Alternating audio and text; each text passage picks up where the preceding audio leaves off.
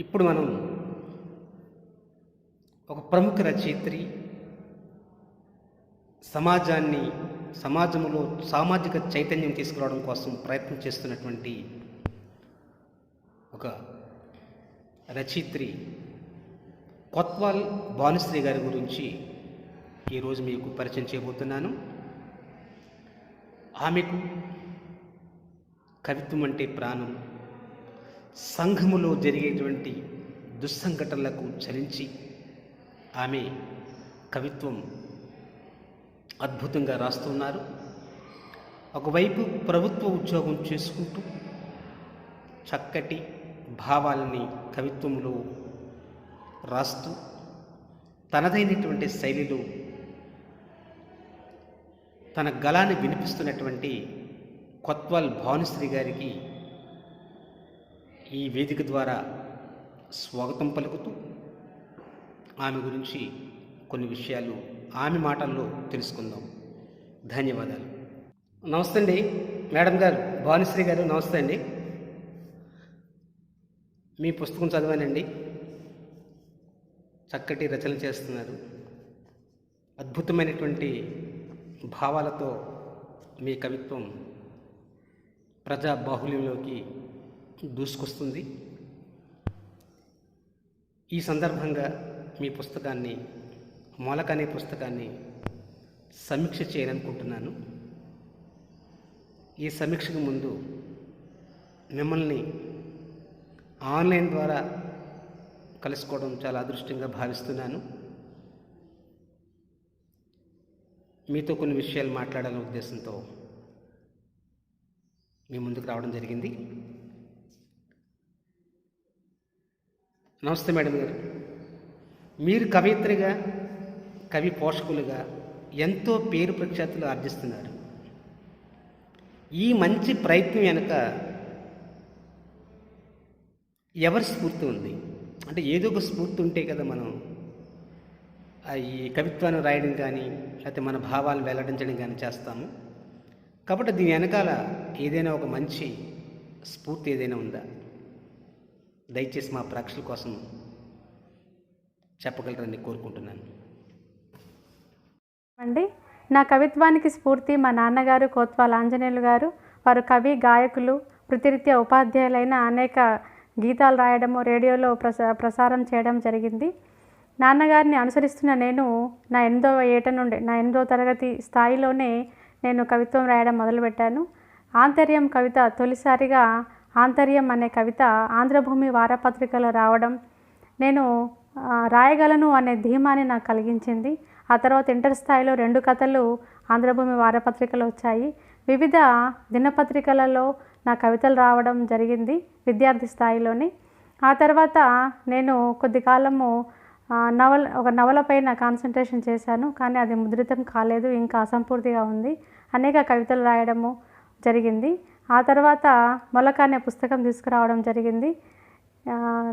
నా కవిత్వానికి స్ఫూర్తి మా నాన్నగారని ఖచ్చితంగా చెప్తాను. చక్కగా చెప్పారండి. మీ స్ఫూర్తి ఇలాగే కొనసాగాలని, మంచి రచనలు మీలో రావాలని కోరుకుంటూ, మరో ప్రశ్న ఏంటంటే, మీరు రాస్తున్నటువంటి కవిత్వంలో మానవత విలువలు పుష్కలంగా ఉన్నాయి.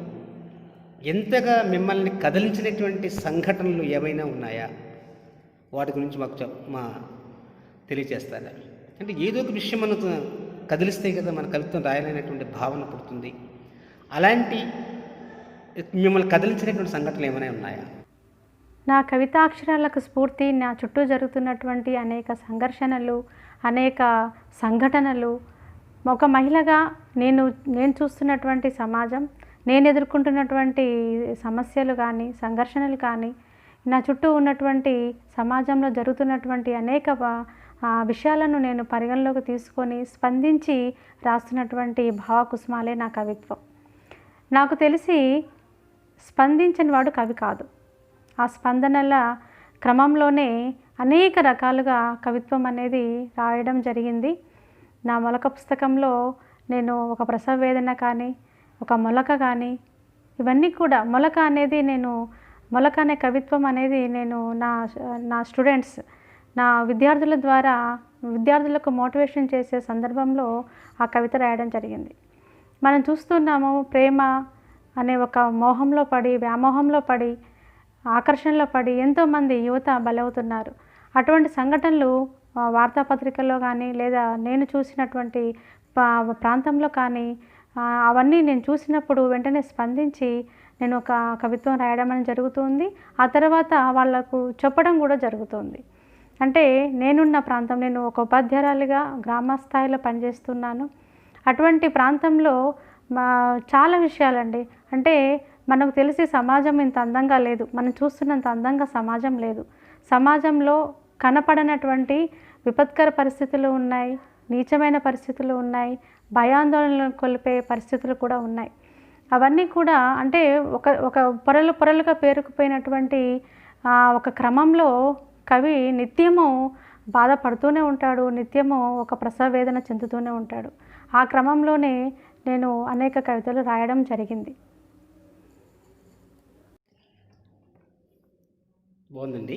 ఇప్పుడు మూడో ప్రశ్న, మీరు సాధారణంగా సహజంగా స్త్రీలందరూ కూడా స్త్రీవాద కవిత్వం రాయడానికి ఇష్టపడతారు, స్త్రీవాదాన్ని మరింతగా తీసుకురావడానికి ప్రయత్నం చేస్తారు. కానీ మీరు స్త్రీవాదమే కాకుండా సామాజిక కోణంలో కూడా మీరు రచన చేస్తున్నారు. అలా మీకు ఎందుకు అనిపించింది? అంటే సామాజిక కోణంలో కూడా రచనలు చేయాలనేటువంటి భావన మీకు ఎలా కలిగింది?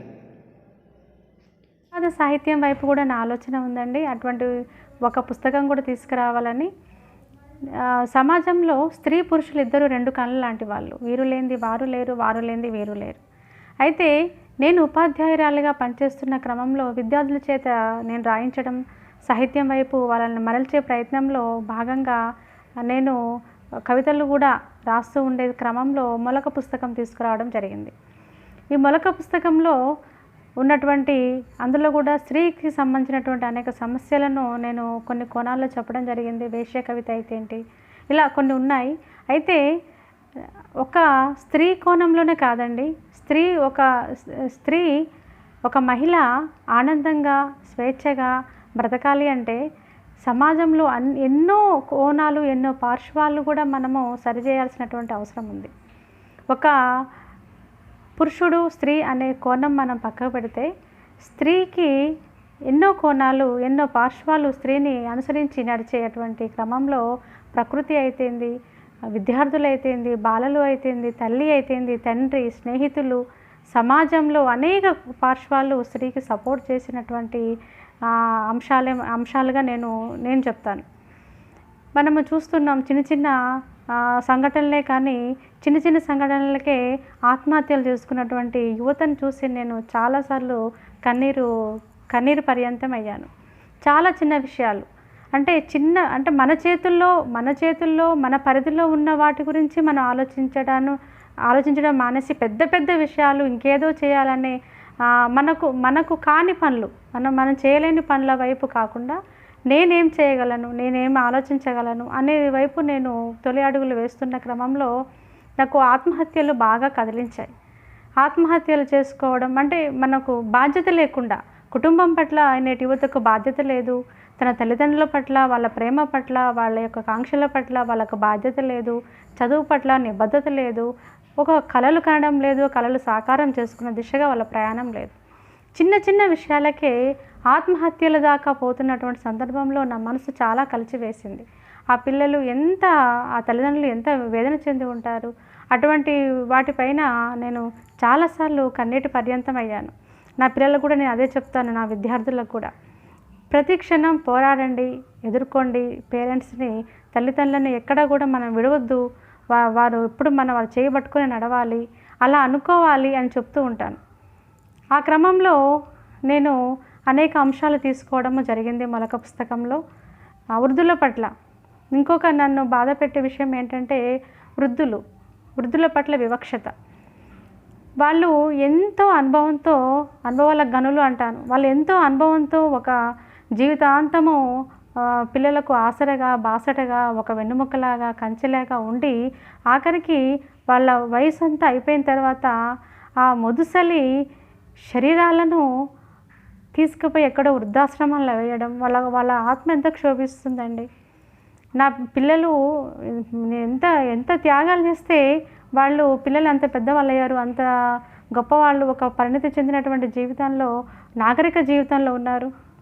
అవన్నీ మర్చిపోయి నెలకింత ఇచ్చేసి వృద్ధాశ్రమంలో వేయడం అనేది నేను అస్సలు క్షమించనండి. ఆ విషయంలో దానిపైన చాలా చాలా చాలా వేదనతో ఉంటాను నేను. అది కూడా దాని మీద నేను ఎన్నో కవితలు రాశాను, కథలు కూడా రాశాను. సమాజానికి ఒక కవిగా మోటివేట్ చేయాలి, మనం ఏం చేయగలము అనేది, ఏదో రాస్తున్నాము అని కాకుండా, ఏదో సంఖ్య కోసం రాస్తున్నాము, బిరుదుల కోసం రాస్తున్నాము, శాలువాలు సన్మానాల కోసం రాస్తున్నాము అనే ఆ కోణంలో నేను ఎప్పుడు ఉండనండి.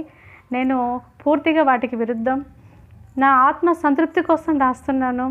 నేను ఎక్కడైతే సమస్యలు ఉన్నాయో ఆ సమస్యను చూసి బాధపడి నేను ఏమి చేయలేను, నేను రాయడం తప్ప ఏమి చేయలేని కోణంలో రాసి నేను కొంతమందినైనా స్పందింప చేయగలిగితే చాలు అనే ఉద్దేశంతో నేను వృద్ధులపైన కవితలు రాయడం జరిగింది. వృద్ధుల పట్ల కొన్ని కార్యక్రమాలు కూడా చేయాలనే ఆలోచనలో నేను ఉన్నాను. అది కాకుండా ఇప్పుడు మనం చూస్తున్నాము ర్యాగింగ్ చూస్తున్నాము, ప్రేమించలేదని చంపడం చూస్తున్నాము.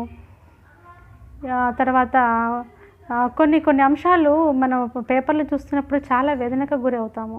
ఆ వేదనకు గురైనప్పుడు నేను నా స్థాయిలో ఏం చేయగలను? ఏం చేయలేను, రాయడం తప్ప. అందుకే నేను రాస్తూ ఉన్నాను. మహిళ ఎదుర్కొనే వివక్షత కూడా చాలా విస్తృతమైనటువంటి వివక్షత మహిళది. ఒక ఉద్యోగస్తురాలిగా, ఒక కుటుంబంలో, బయట ప్రతి చోట మహిళలు ఎదుర్కొంటున్నారు. కానీ కొంతమంది మహిళల్లో ఆత్మస్థైర్యము పెరిగింది, చదువు కావచ్చు, లేకపోతే ఆర్థిక స్వాతంత్రం కావచ్చు, మహిళల్లో సాధికారత దిశగా మహిళ ఇప్పుడు సాగుతూ ఉంది. అందుకని నేను మహిళా కోణంలో ఉన్నటువంటి సంఘర్షణలు కూడా నేను అక్షరాల్లో పెడుతున్నాను. అంతకంటే ముఖ్యంగా నన్ను బాగా కదిలించిన విషయాలు యువత ఆత్మహత్య, చిన్న విషయాలకండి, చాలా చిన్న విషయాలు, చచ్చిపోతున్నారు. టీచర్ కొట్టిందనో, తల్లి కొట్టిందనో, ప్రేమించలేదనో. అరే ఎంత అద్భుతమైన జీవితం, ఎంత అందమైన జీవితం. ఆ క్షణికావేశాలకు లోనై ఆ తల్లిదండ్రులకు కడుపుకోత మిగులుస్తున్నారు. అది కుల వివక్షత అండి, మన దేశంలో కుల వివక్షత. అది ఇంకా ఇట్లా నేను ఇంతకుముందు చెప్పినట్లు పొరలుగా పేనుకుపోయినటువంటి వివక్షత ఏదైనా ఉంది అంటే మన సమాజంలో కుల వివక్షత.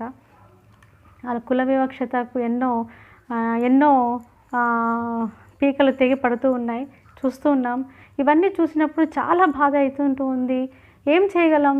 ఒక కవులుగా మనం ఏం చేయగలం? ఒక కవిత్రిగా నేను ఏం చేయగలను? రాయడం తప్ప. అందుకే అనేక అంశాలు నన్ను కదిలించి, నన్ను బాధించి, అత్యంత తీవ్ర సంఘర్షణకు లోనైనప్పుడు రాసినటువంటి కవిత్వమే నాది. బాగా చెప్పారండి. భవిష్యత్తులో ఇంకా ఎలాంటి రచనలు చేయాలని భావిస్తున్నారు?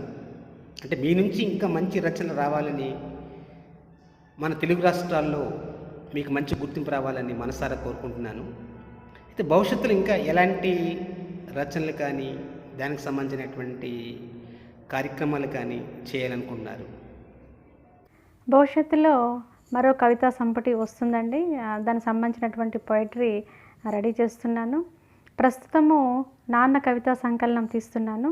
అది 2 రాష్ట్రాల కవులు రాయడం జరిగింది. ప్రింటింగ్ దశలో ఉంది. నెక్స్ట్ డిసెంబర్లో ఆ సంపుటి మనకు రావచ్చు, ఆ సంకలనం రావచ్చు. తర్వాత ఒక వాస్తవ సంఘటనల ఆధారంగా కొన్ని కథలు రెడీ చేసుకున్నాను. అది కూడా ఒక మహిళల యొక్క వివక్షత పైన ఆ కథలు ఉంటాయి. అది కూడా వర్క్లో ఉంది.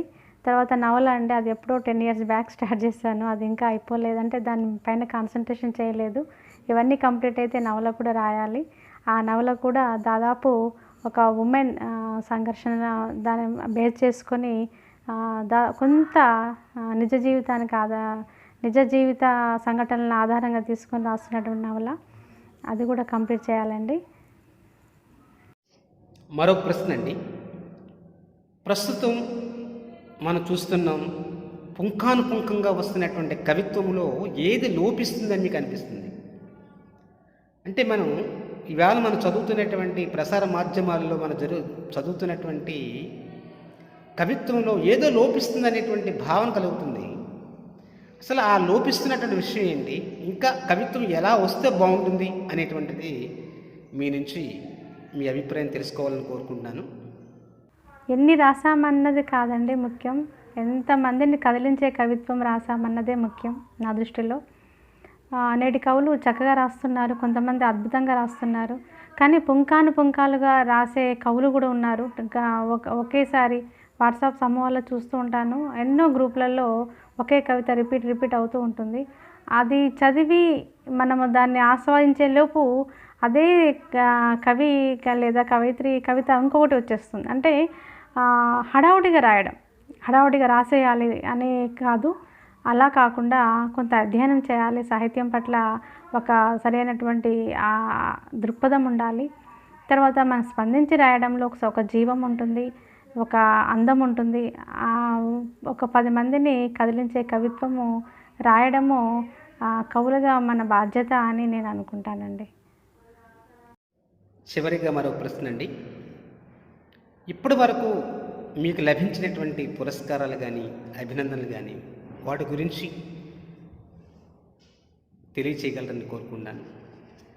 మీరు మరిన్ని పురస్కారాలు పొందాలని కూడా, భవిష్యత్తులో చక్కటి గుర్తింపు తెచ్చుకోవాలని కూడా కోరుకుంటున్నాను.